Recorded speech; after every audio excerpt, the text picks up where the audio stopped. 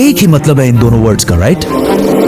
No, बल्कि ये एक बहुत बड़ी गलती है जो डेली हम सारे ही कर रहे हैं, क्योंकि यहूदी और बनी इसराइल इन दोनों वर्ड्स में बहुत बड़ा डिफरेंस है। आज से 4000 साल पहले इब्राहिम अलैहिस्सलाम फलस्तीन, जिसे उस जमाने में किनान कहा जाता था, इधर पहली बार आबाद हुए, जिधर इब्राहिम अलैहिस्सलाम के 2 बेटे हुए, इस्माइल और इसहाक। तौरात में अल्लाह ने इब्राहिम अलैहिस्सलाम के दोनों बेटों से वादा किया था कि मैं तुम दोनों को ग्रेट नेशंस, अजीम कौमें बनाऊंगा और तुम दोनों की औलाद बहुत ज्यादा नंबर्स में होगी। इस्माइल अलैहिस्सलाम फलस्तीन को छोड़कर अरब में मक्का में आबाद हुए, वी ऑल नो दैट। लेकिन इसहाक अलैहिस्सलाम अपने वालिद के साथ फलस्तीन में ही रहे। फिर इसहाक अलैहिस्सलाम के एक बेटे का नाम याकूब था, जिसे इसराइल के नाम से भी जाना जाता था। याकूब अलैहिस्सलाम के 12 बेटे थे और उन सारों के नाम ये थे। लेकिन याकूब अलैहिस्सलाम इन 12 बेटों में से सबसे ज्यादा मोहब्बत अपने बेटे यूसुफ अलैहिस्सलाम से करते थे, जिसकी वजह से बाकी भाई यूसुफ अलैहिस्सलाम से बहुत जेलस होते थे। फिर आगे जो हुआ वी ऑल नो दैट, और यूसुफ अलैहिस्सलाम मिस्र, इजिप्ट के वजीर आजम बने। और कुछ ही साल बाद हर तरफ कहत आने की वजह से यूसुफ अलैहिस्सलाम ने अपने 12 भाइयों को फलस्तीन से निकालकर अपने साथ इजिप्ट में आबाद कर दिया।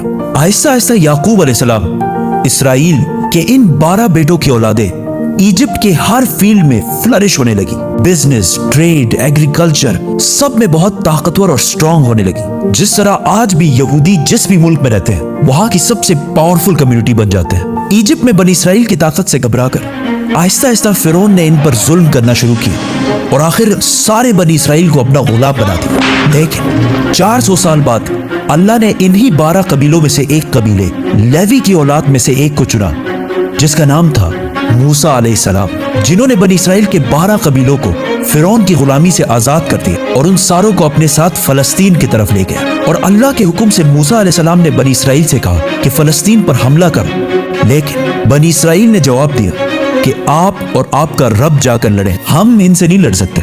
और ये इतनी सख्त बात उन्होंने इसलिए की क्योंकि मूसा अलैहिस्सलाम की फौज में उस वक्त जितने भी बनी इसराइल के लोग थे वो बचपन से ही फिरौन की गुलामी में बड़े हुए थे, जिसकी वजह से उनका जिस्म ही नहीं बल्कि उनकी सोच भी गुलामों जैसे बन गई थी। मतलब बिल्कुल एक बेगैरत कौम बन चुके थे, जिस पर अल्लाह ने 40 साल तक इन्हें इस डेजर्ट में रहने की सजा दी। 40 साल ही क्यों?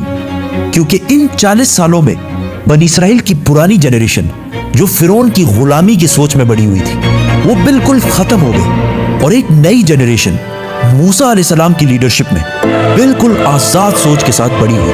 और आखिर बनी इसराइल के इसी नई जनरेशन में फलस्तीन और जेरूसलम को फतह कर लिया। पैगंबरों की ये सारी स्टोरीज बड़े बड़े बुक्स में हजारों सालों से पड़ी हुई है, लेकिन अब कौन जाके ये सारे बुक्स पढ़े, और वो भी टिकटॉक के इस फास्ट जमाने में, और स्पेशली बच्चे तो।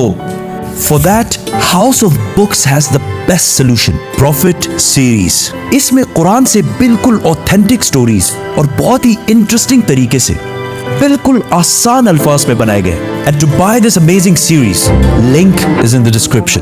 मूसा अलैहिस्सलाम के बाद बनी इसराइल फलस्तीन में बहुत साल तक रहे, लेकिन फिर इन्हें दोबारा वहां से निकाल दिया गया, जिसके बाद अल्लाह ने बनी इसराइल के 12 कबीलों में से एक कबीले यहूदा की औलाद में से एक पैगंबर चुना, दाऊद अलैहिस्सलाम, जिन्होंने जेरूसलम पर हमला करके इसे दोबारा फतह कर लिया।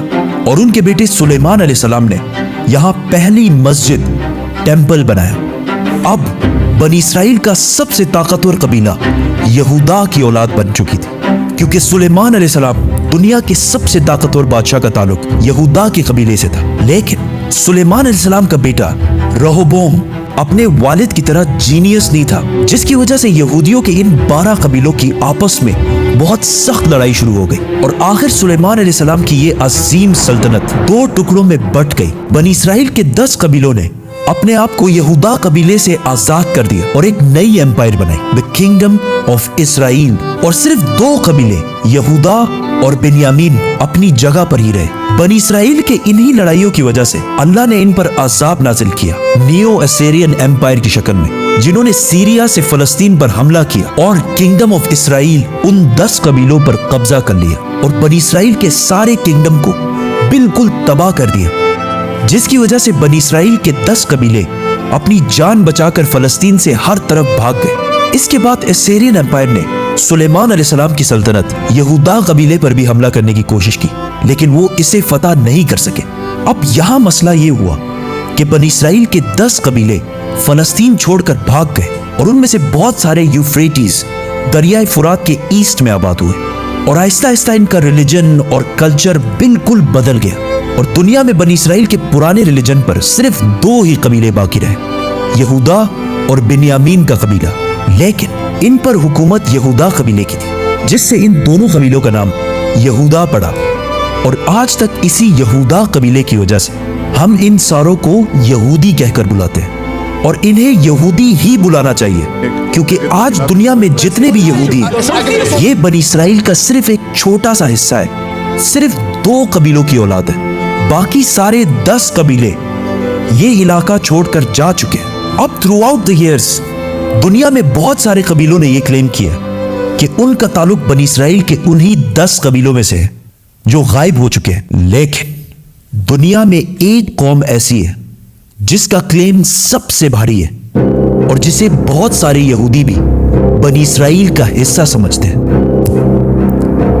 पठान। आज से 400 साल पहले पहली बार मुगल सल्तनत के बादशाह जहांगीर के दौर में पहली दफा इस बात का जिक्र हुआ कि पश्तून कबीला असल में बनी इसराइल का हिस्सा है और यहूदियों के किताबों में भी लिखा है कि बनी इसराइल के 10 कबीलों में से बहुत सारे लोग दरियाए फुरात यूफ्रेटिस के ईस्ट में आबाद हुए और बहुत सारे यहूदी स्कॉलर्स ये भी मानते हैं कि पख्तून कबीलों का वे ऑफ लाइफ पुख्तूनवली बिल्कुल यहूदियों से मिलता जुलता है। लेकिन ये बात साइंटिफिकली प्रूवन नहीं है, इस पर एक पूरी वीडियो बनाएंगे, तो सब्सक्राइब। बनी इसराइल के 10 कबीले गायब होने के बाद सिर्फ 2 कबीले बाकी रहे और उनकी हुकूमत भी ज्यादा देर नहीं चली, क्योंकि फलस्तीन के पास इराक में एक बहुत बड़ी सल्तनत बन चुकी थी, जिसके बादशाह बख्त नसर ने फलस्तीन पर हमला करके यहूदियों को भी खत्म कर दिया और इन सारे इलाकों को भी तबाह कर दिया और यहाँ से सारे यहूदियों को गुलाम बनाकर अपने कैपिटल ले गया।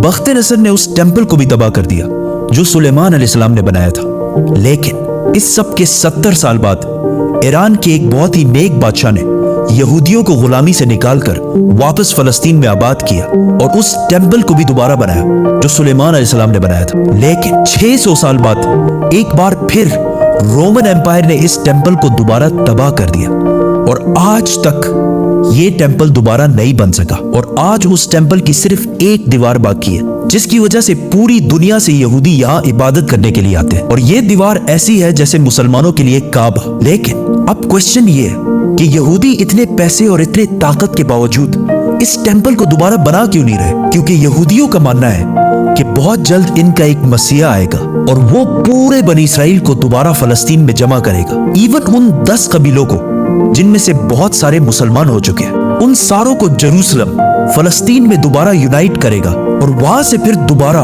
एक यूनाइटेड किंगडम ऑफ इसराइल बनाएगा, बिल्कुल उस तरह जिस तरह सुलेमान अलैहिस्सलाम की हुकूमत थी। और उस टेम्पल को तीसरी और आखिरी दफा बनाएगा जो पहले सुलेमान अलैहिस्सलाम और फिर साइरस द ग्रेट ने बनाया था। और इसीलिए आज इतने पैसे और ताकत होने के बावजूद यहूदी उस टेम्पल को दोबारा नहीं बना रहे और उस मसाया और बनी इसराइल के 10 लॉस्ट कबीलों का पिछले 2000